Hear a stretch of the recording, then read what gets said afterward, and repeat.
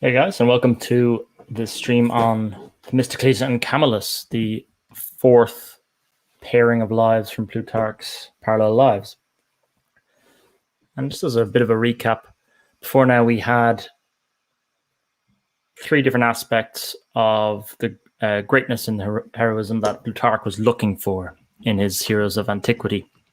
He starts off with the 0 to 1, the actual city builders, and therefore the most mythic of his heroes, Romulus and Theseus. Then he gets into more the domestic situation with Lycurgus and Numa. He's looking at things. Numa wants to solidify the spiritual aspects of Rome, and Lycurgus, similarly, there's a spirit and a brotherhood to his communalistic reforms in Sparta. Both still fairly mystical figures, no real indications that they were actually men who lived and breathed on the earth. But then we get into the third set, which was Plutarch trying to look at essentially the populism of antiquity. Solon was a lawgiver of Athens, but he did so through publicly recited poems, and he would grab his penchant as a man of the populace. Whereas then we also had a man who literally became nicknamed as Poplicola, Valerius Publius, who helped establish the Republic of Rome. And obviously there's populist elements to that because you were overthrowing a king, the so-called tyrannical king Tarquin. Solon, back in Athens, was seen to be superseded by an age of tyrants, starting with Pisistratus and then later his two sons, Hipparchus and Hippias. And so when we come into the fourth one, we're thinking about a new aspect of greatness. And this one is actually one which I found quite interesting going back through. It's one where there is an egotism to the great man in this case, and it leads to an ostracism or an exile and eventually turning away from the people he helped save.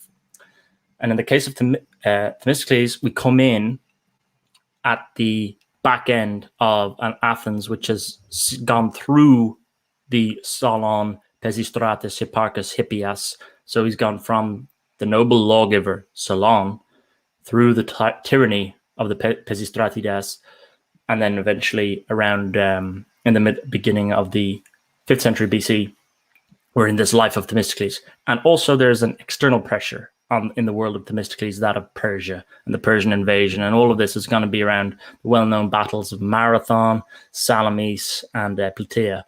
Themistocles is a naval commander, so he's principally involved in Salamis. But Plutarch will start off with his life. How did he get to be in such a position to be the crucial commander at the Battle of Salamis? So we need to think about his life before Salamis a little bit to see how he got there. Now we're still namely in an age in a mode of where Plutarch doesn't want to talk about people who inherited their position. The birth of Themistocles, he starts, was somewhat too obscure to do him honor. His father Neocles was not of the distinguished people of Athens. So he's not of the distinguished people of Athens. He toes a little bit of the populist line to get into power. Remember, we have really the two distinct classes of the popular people that Pisistratus helped manipulate their ways to get into power. And then we have the old aristocracy who can become an archon, but the Areopagi would not look well to people who became archons from such a humble birth that they themselves were not at. Solon was a mediator between these two, and perhaps Themistocles is a bit more towards the Pisistratus lens than Solon was. But how did he get into the situation of being amongst the nobility even by the time of the Persian invasion, which we're talking about? He made Archon of Athens about 493 BC, and then by about 480, about 13 years later, we're getting into the crux of Salamis. So Themistocles began by persuading, according to Plutarch, several young men of high birth to accompany him to anoint and exercise themselves together at the Kunisarges. And I've given a map of Athens here in the background. Kunisarges is just in the top right of the map, as you can see here, just outside the walls of Athens. And it was some sort of like public gymnasium training place where young men of prestige, or that prestige could also be won through battle, through force, and through military prowess. So he obviously performs well there in front of people that where nobility came in.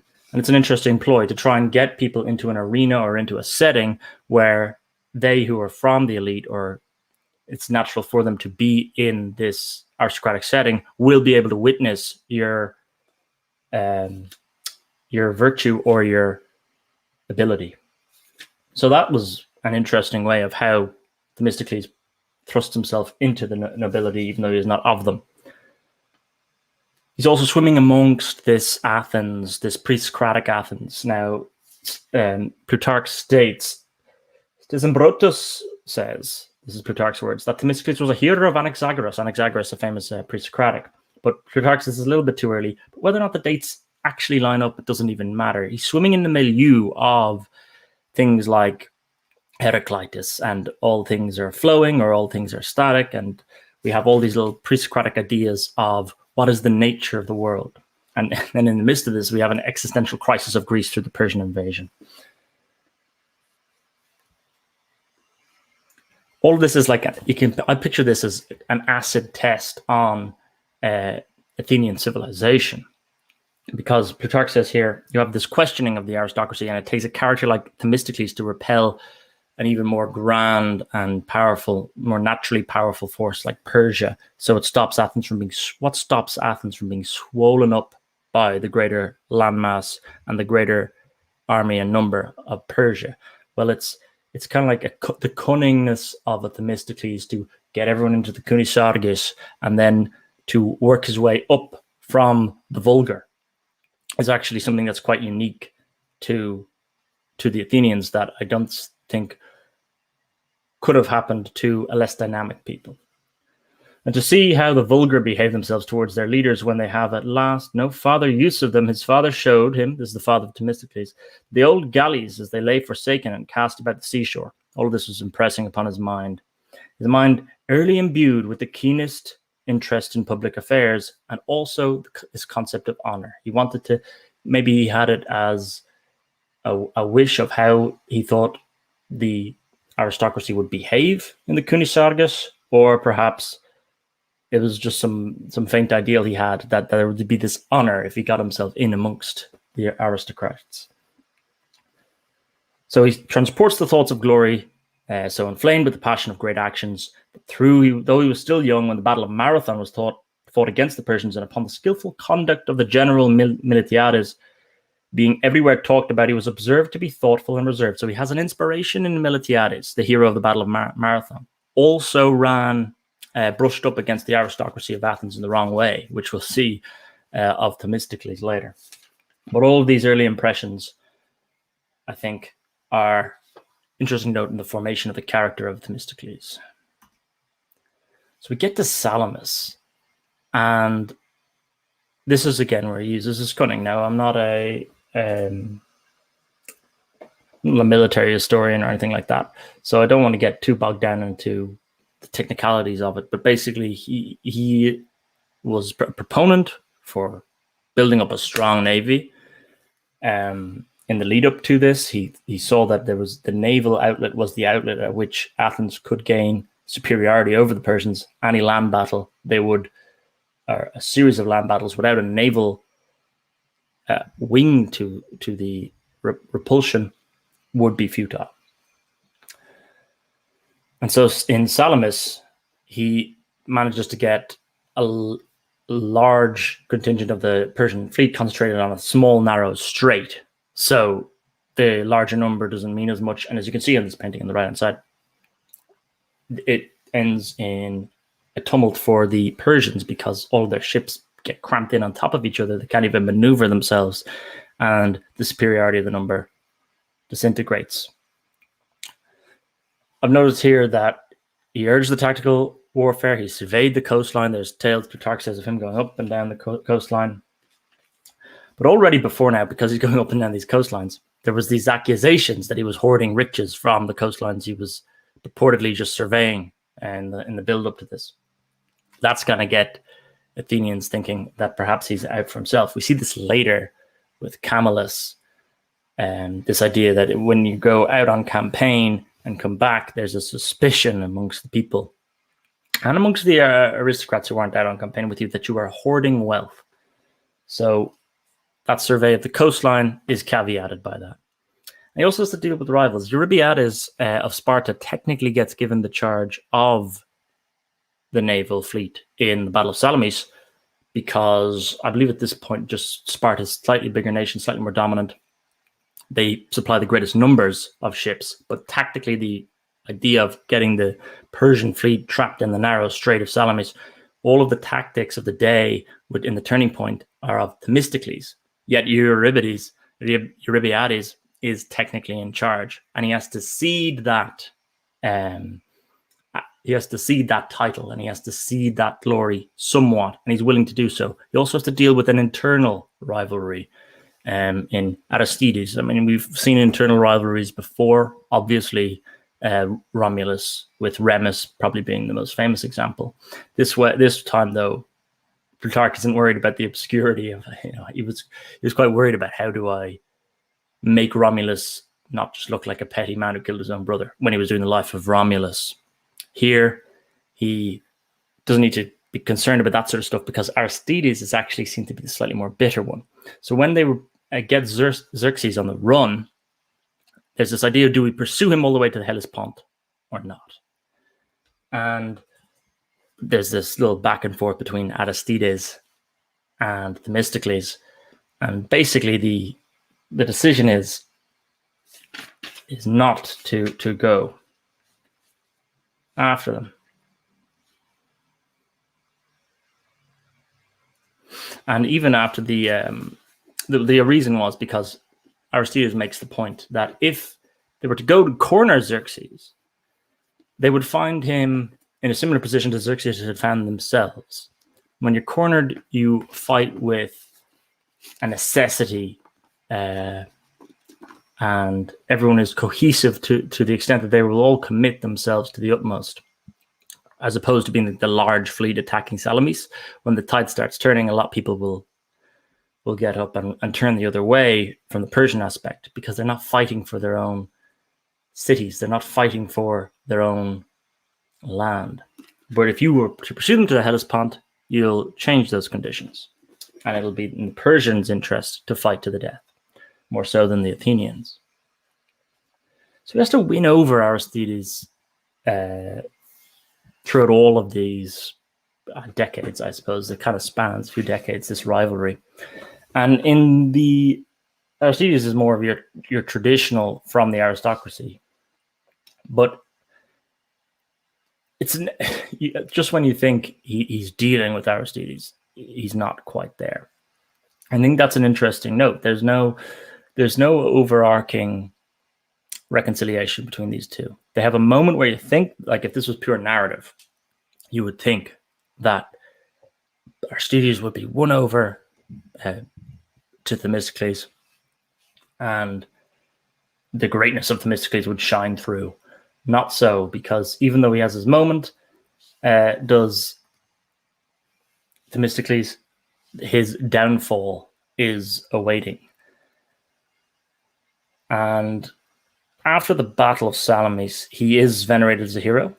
He's brought back to Sparta, held aloft there. He helps rebuild Athens because they let the Persians take it as they went to Salamis themselves. And eventually, Themistocles starts getting a bit too big for his own boots. There's an arrogance which comes with his glory. And perhaps like when his father brought him out to see the old how the vulgar of Athens treated their old heroes, it was a portent of an inevitable fate that would happen to Themistocles. And people like Aristides, although narratively you would think would have basked in his honor forevermore, start to slowly have dissension. They start to have their own circles, which believe that perhaps it is time for an ostracism of Themistocles. And his ostracism comes, I think, about 10 years after the Battle of Salamis. And again, it's coming back to this idea of, was he stealing his own riches when he was surveying the coasts?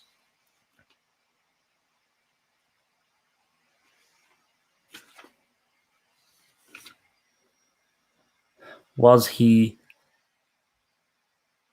worthy of the ostracism? Is an interesting question. You have certainly this idea that the arrogance comes with 10 years as well, not the immediacy afterwards, but 10 years of festering arrogance after having been deemed a hero for in the eyes of everyone can get to you. But the ostracism itself is also just seen as a way for aristocrats to pettily get rid of rivals. So there's a certain sympathy with Themistocles. You almost feel like you're reading a tragedy at this point. He is the hero who has to see his own heroism unwound and undone. And when we get to Camillus later, we'll see how this isn't quite the case for Camillus. But we have here, these are two paintings of Themistocles in exile. So he is first just ostracized.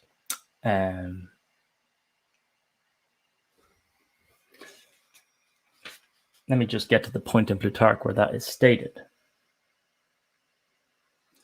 So, after the Battle of Salamis, he proceeded to establish the harbour at Piraeus, observing the great natural advantages of the locality. And again, in Plutarch, there's all these pagan nods. So there's a dispute between Minerva and Neptune for the sovereignty of Athens. Was he making them too naval? The old aristocracy liked Athens being slightly inland on its hill. Themistocles did not only knead up, as Aristophanes said, the port and the city into one, but made the city absolutely dependent on the adjunct to the port. Authority came into the hands of sailors and boatswains and pilots. And the Lacedaemonians proposed as the general council of the Amphictyons that the representatives of those cities which were not in the league nor had fought against the Persians should be excluded. Themistocles, fearing that the Thessalians, with those Thebes, Argos, and others being thrown out of the council, the Lacedaemonians would become holy masters of the votes. So trying to establish this Greek league, Ionian league, after Salamis, he rubs the Spartans up the wrong way because he doesn't want to keep others out because he knows that will give Sparta a dominant vote. Then he rubs the internal Athenians out the wrong way because he brings too much of the boatswain in for the old aristocracy. And then eventually the straw breaks Camillus' back, or the sort of Manchurian candidate to try and get rid of him. Whether Themistocles should be banished was a debate that was being had for siding with the Persians, and Themistocles gave his vote against him. So when Themistocles was accused of intriguing with the Medes, or the Persians, Themistocles made these lines upon him, quote, "So now Themistocles indeed is not the sole friend of the Mede. There are some knaves beside, nor is it only mine that fails, but other foxes have lost tails." When the citizens of Athens began to listen willingly to those who traduced and reproached him, he was forced with somewhat obnoxious frequency to put them in mind of the great services he had performed, but to no effect. At length, the Athenians banished him, making use of the ostracism to humble his eminence and authority. And that is one of the new ingredients of heroism that Plutarch is trying to bring in here, the humbling of eminence and authority. Ostracism was instituted not so much to punish the offender as to mitigate and pacify the violence of the envious who delighted to humble eminent men.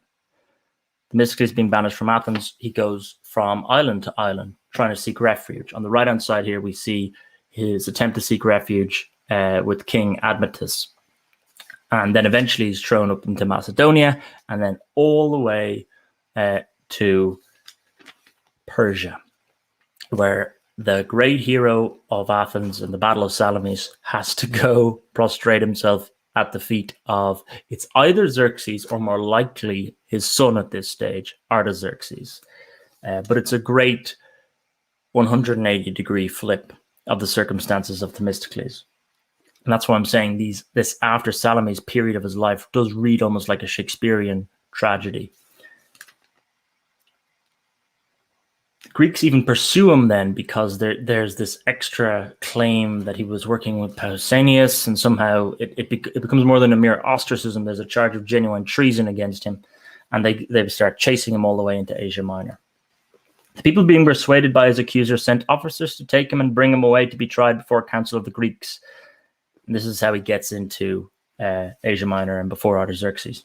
He passed over into the island of Corcyra, where the state was under obligations to him, and then he fled to Epirus, and the Athenians and Lacedaemonians still pursuing, he threw himself upon the chances and safety of all but desperate, for he fled to the refuge of Admetus, king of the Molossians, which is the painting that we see on the right-hand side here. And was also, if you look up paintings of Themistocles, sort of done throughout the Renaissance and the classical, neoclassical era, you see a lot of, for some reason, his lying prostrate before Admetus is done a bit more than his before Artaxerxes. I'm not sure quite why. Maybe that there was something there about not wanting to show a Greek who was seen as the inheritor of Europe bowing before Asia in the form of Artaxerxes. Maybe it was more easier to get a commission to do King Admetus. I'm not sure, but there we have it. So he goes still forward onto Asia.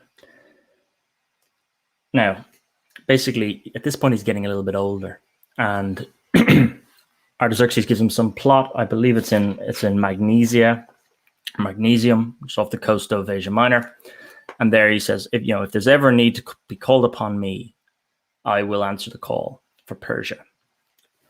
I am Themistocles the Athenian. This is how he introduces himself to the Persian court. Driven into banishment by the Greeks, the evils that I have done to the Persians are numerous, but my benefits to them yet greater. In withholding the Greeks from pursuit, so soon as the deliverance of my own country allowed me to show kindness also to you. I am come with a mind suited to my present calamities, prepared alike for favors and for anger. So it takes a little bit of courage almost at that point. I suppose he's a helpless man, but he still is a man who wants to swim amongst the courts. There's still an element there when he was young and he went to the Kunisargus and he wanted to train amongst the elite and the aristocratic noblemen of Athens. He didn't want to just do something by the side. He wanted to go where there was that large court or large assembly of sense of nobility. So even though he's in exile, he finds his way to the Persian court. Now, the end of the tragedy, of course, has to be some sort of complete denouement, which we don't have yet. And that's said to have come, Plutarch says, there's this debate upon the end of his life. I think Livy has him simply as stating as he got old and he died on the island of Magnesium in exile. And that's kind of it. Plutarch loves a little bit more of the narrative. So he hints that there's this time where Cimon, which is a life we have later in Plutarch, is gaining the naval ascendancy of the Holy Ionian for Athens, where this is the beginning of the Athenian Empire. And Artaxerxes goes to Themistocles and takes him up on his offer and says, now is the time to show me your worth and to go against the Greeks. And getting a little bit older now, Themistocles, he's said to have he dies, right? And there's this implication, was there a noble suicide? There's even a hinting of drinking of the bull's blood, which is sort of what I was going for on the left-hand side here, where he's got this chalice and there's the death stare in his eyes. That he still can't do it, despite all the exile he's been put through. He can't go through with conducting warfare against the Athenians. And I think over time, this myth of Themistocles got healed in the Athenian mindset. But in the meantime, there was this great unraveling, this great tragedy in my eyes of where his life goes. So how are we going to compare this life to a Roman, thinks Plutarch? Well, he takes the life of Camillus, which is Furius Camillus, so of the Furii, which he's the beginning of that family. It becomes quite a famous family in Rome. And the reason is because, although I say here he was 5 times dictator, between these dictatorships, there are many exiles, many moments in which he's kicked out. So we have Furius Camillus, 5 times chosen dictator, triumphed 4 times, and was styled a second founder of Rome, yet never was so much once as consul. So, although he's 5 times dictator, he has to be called upon. There's a recognition of the greatness. There is also the old aristocracy, those of the Senate of Rome. We're now in a Roman Republic, remember, because we had Publicola in the last one. And so they don't like Camillus triumphing all these times. There's an element that there's an arrogance coming to him and so on. So we have to think, okay, there's no one who has quite that tragic end that Themistocles seems to have. This is from Plutarch's perspective of hero as man getting ostracized after the greatness. But I have this guy Camillus. I was thinking of a British example of this. The closest you get of the Wellington one, it's not an ostracism, but it is the great battle, and then the slow unraveling thereafter is the Duke of Wellington himself, because he has the Battle of Waterloo, and then subsequently he has these fatal premierships where he has to cede Catholic emancipation, and yes, which he was kind of in favor of reluctantly because of the circumstances of the time. But then he has to cede to the Great Reform Act of 1832, and the whole nature of Parliament changes thereafter, where he doesn't even recognize almost the institution when it has the ceding of the widened franchise. There is a tragic element to that, where the war hero of Waterloo doesn't get to domestically enact or be leader of a Britain in the manner that he wanted to. So with Camillus, we're already starting in his outing campaign with the Veii, against the Veii, right? The siege of the city Veii. So if we look, we see Rome here, and Veii is just to the north of it. You can see here it's near the Etruscans, but it's close enough to Rome that it's a city that could flip between the two. And he comes back from Veii with a glory, and there's a triumph. But remember, we had Themistocles doing the surveillance of the coast, and then it was said that during these times he was hoarding riches. Similar accusation comes against Camillus. The Tuscan War giving them much annoyance. This is the Romans, right? They are now reduced by Camillus, and with great loss shut up within their walls. A Roman had gained much in confidence and familiarity with one of the besieged, a man. This is how he ends up taking the siege, ending the siege of Veii. A man conversed in ancient prophecies and of repute for more than ordinary skill and divination. It was not possible the city should be taken until the Alban Lake, which now broke forth and had found new passages, was drawn back from that course, and so diverted it could not mingle with the sea. Senate in the 10th year of the war, again, that's kind of call out almost to the Iliad, his 10-year siege of Veii, was taking away all of the commands, created Camillus dictator, who chose Cornelius Scipio for his general of horse. Eventually he sacks the city. He resolved, according to as he had vowed, to carry Juno's image to Rome. Livy writes that in praying, again, we always have this piety being important amongst them here. More amongst the Romans, I would say, overall than the Greeks.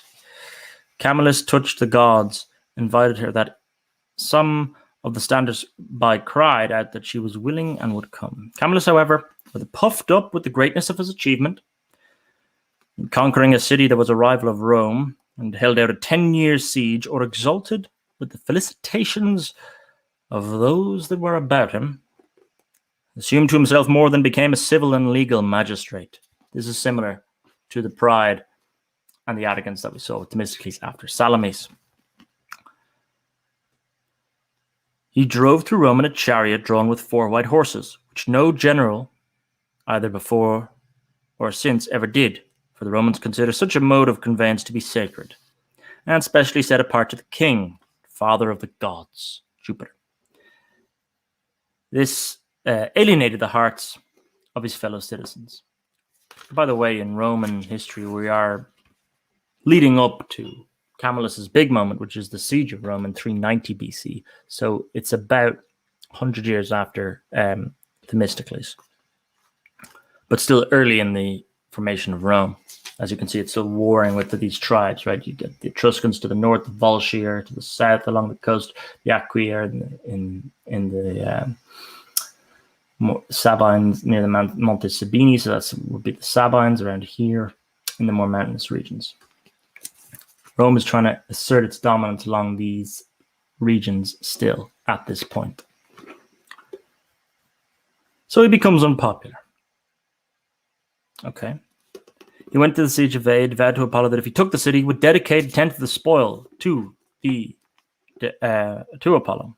Now, the Senate decreed the obligations were to be in force, but seeing that it was difficult for everyone to produce the very same things they had taken to be divided anew, they ordained that everyone upon the oath should bring into the public the 10th part of his gains. Everyone having brought in his due proportion, it was decreed that out of it a bowl of massy gold should be made and sent to Delphi. But eventually there's this accusation that Camillus does not send his portion to Delphi. He does not send his gold, his winnings, his gains to Delphi as he should have.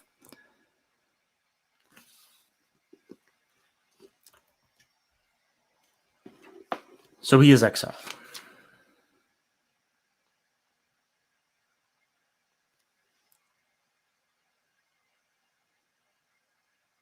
So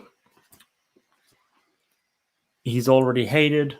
Was he kind of set up with this? It's difficult to know. It's lost already in a little bit of myth. But he was accused by Lucius Apuleius, the charge of the appropriation of the Tuscan spoils.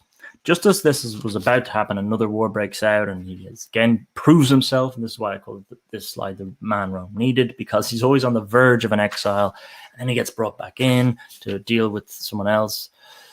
And this time it's a war with the Falchians, gets the last chance to show his prowess. Rome might quickly repent of it, and that all mankind might witness their need for the assistance and the desire for the return of Camillus. This is the ongoing theme I see with the Camillus. Rather than Themistocles, it's the one battle. Now, we still have Camillus' best moment is to come, 390 BC, against Brennus.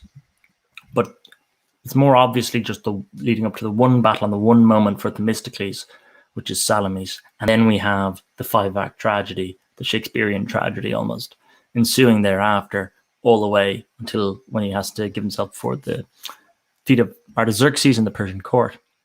Camillus, it's more back and forth. It's like an exile. Oh, Rome's under attack. We know he's the guy we need again. Bring him back.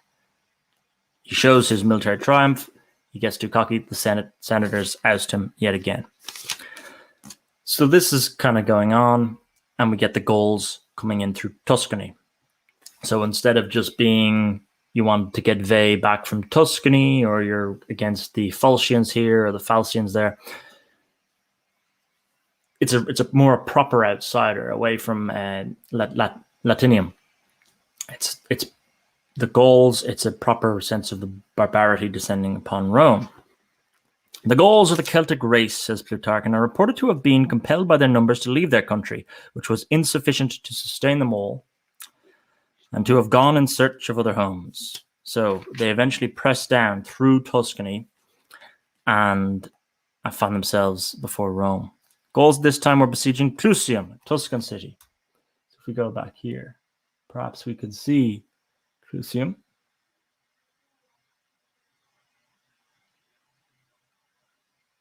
It would be somewhere around here. I can't quite spot it.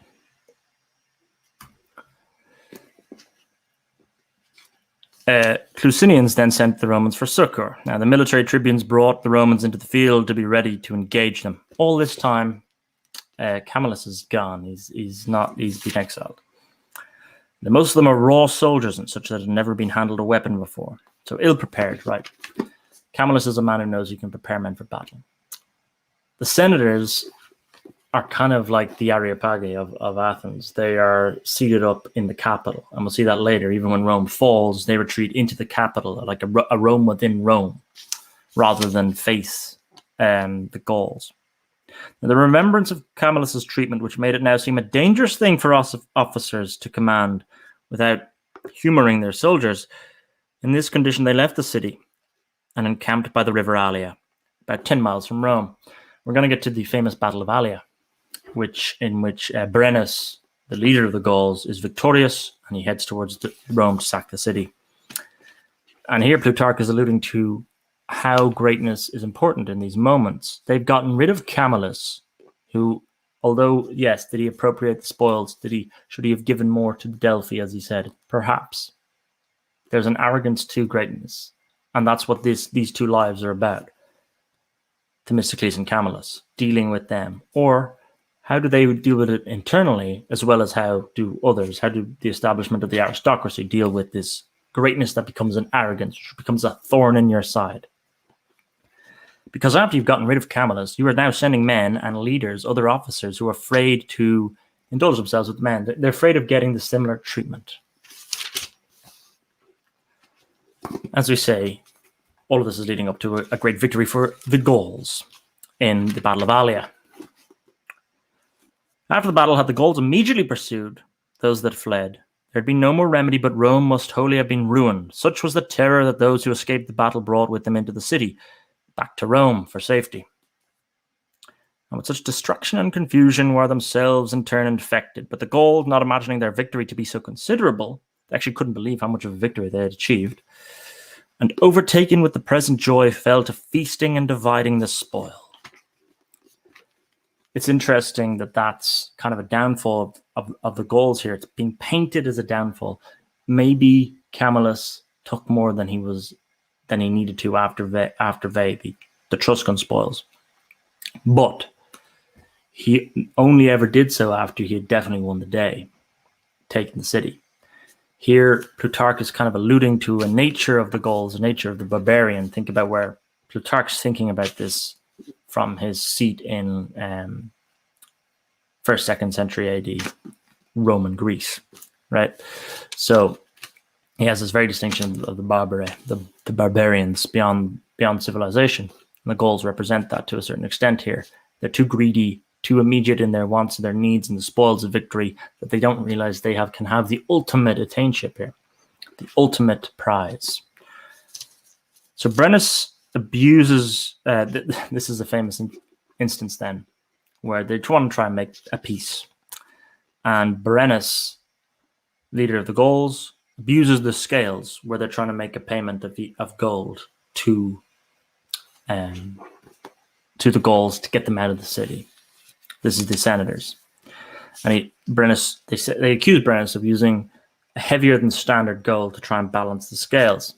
And so he throws his sword on to the scales themselves and says, well, then woe to the conqueror, because really it is the sword that is adding to the scales of payment here. It's the greatness of the man in battle. And so who are the senators thinking of that they need now at this moment but Camillus, the very man they've ostracized? Brennus, having taken possession of Rome, set a strong guard about the capital. Now we have Papyrus with his staff struck him a severe blow on the head, upon which the barbarian drew his sword and slew him. This is sort of behavior of Gaulish Rome. This was the introduction of the slaughter. Now the siege of the capital, having lasted a good while, the Gauls began to want in provision. Ought not to ascribe the misfortune of the Romans to the courage of their enemy, nor to attribute the losses they sustained by rash counsel to the conduct of men who had no title of victory. The event, the siege of Rome, had been only evidence of the power of fortune, that it was a brave thing, and with dangerous and danger to repel a foreign and barbarous invader whose end in conquering was like fire to lay waste and destroy. But if they would be courageous and resolute, he was ready to put an opportunity into the hands to gain victory without hazard at all.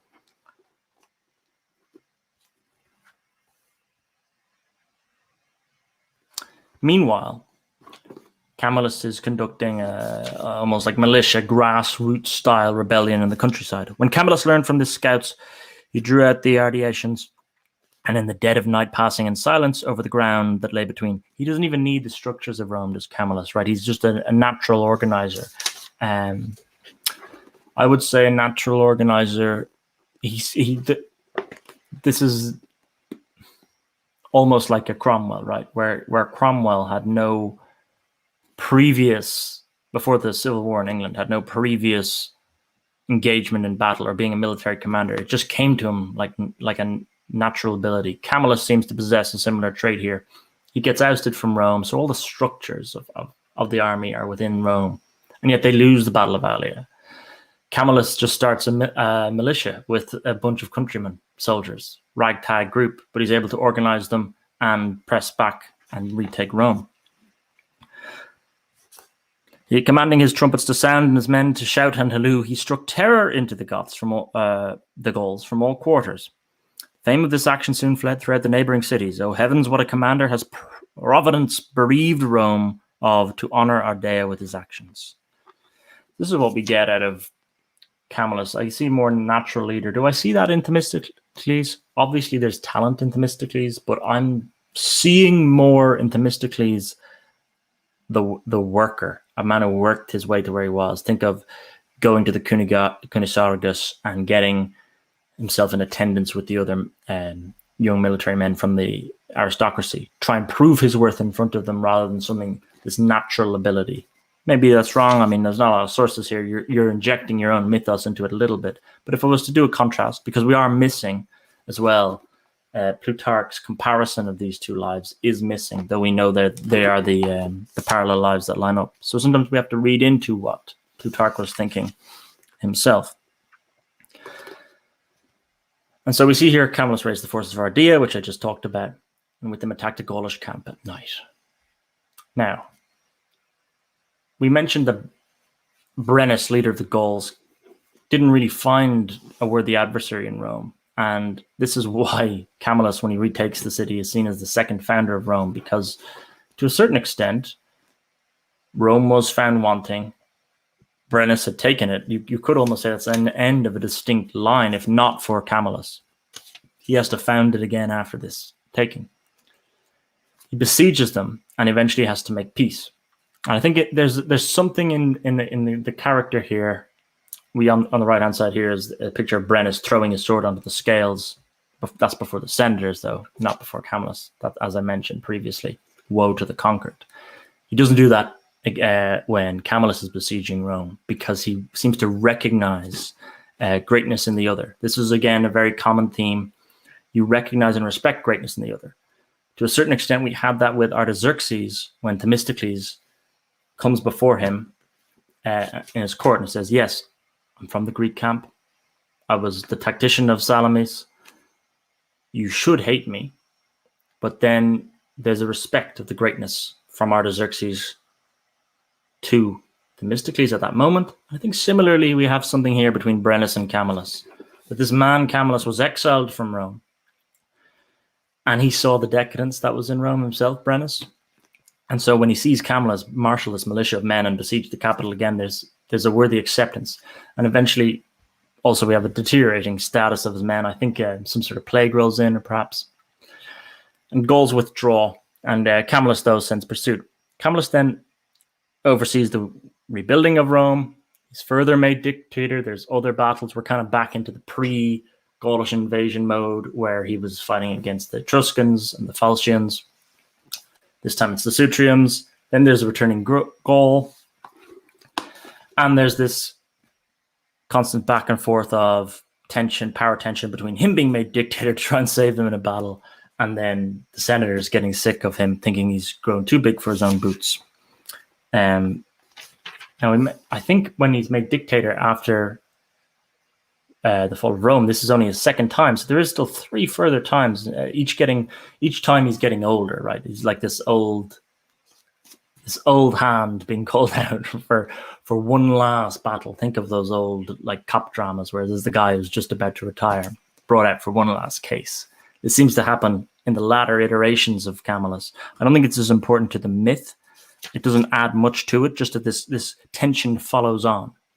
Think of similarly to Themistocles, when you think after Salamis, he should be the hero, and Aristides should respect him and admit him. That's not the case. There's still a festering envy of greatness. And that's another one that comes into the Themistocles Camillus parallel life, is they get arrogant, yes, but there is also this envy which never goes away. Almost despite your accomplishments, it still stays and festers in those who did not achieve your accomplishments, those who are not your adversaries in the case of Brennus, but your lesser adversaries, so that they could be envious of your exploits. So his third time is against the Volscians. He uses some cunning to end some sieges, uses people on the inside. There's tales of these sorts of glories. But eventually, we get to the old age. Camillus, being called to his 6th tribuneship, desired to be excused as being aged. We have Praenestians and Volscians, who in large forces were swaying the territory of the Roman confederates.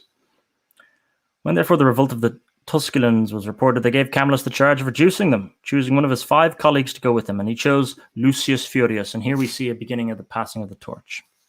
The very same man who lately, against the judgment of Camillus, had rashly hazarded and nearly lost a battle. But it doesn't matter. I think Camillus spots something in him. He needs to line up for a successorship.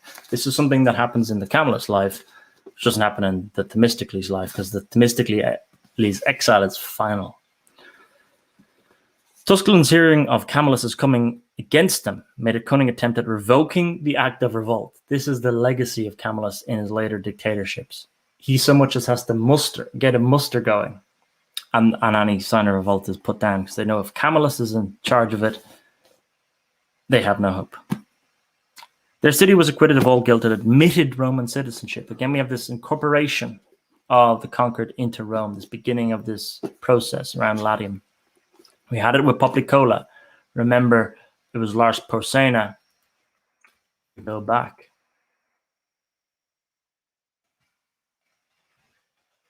So here, this Latin League. Poplicola, of the 3rd set of lives, allies with Porsena and later wins over Sabine factions when in war with them. We see this is exactly what we've seen Camillus perform late in life as well. Unlike Themistocles, I think he does seem to just die of old age with plague. There's less of Shakespearean tragedy element to his ending.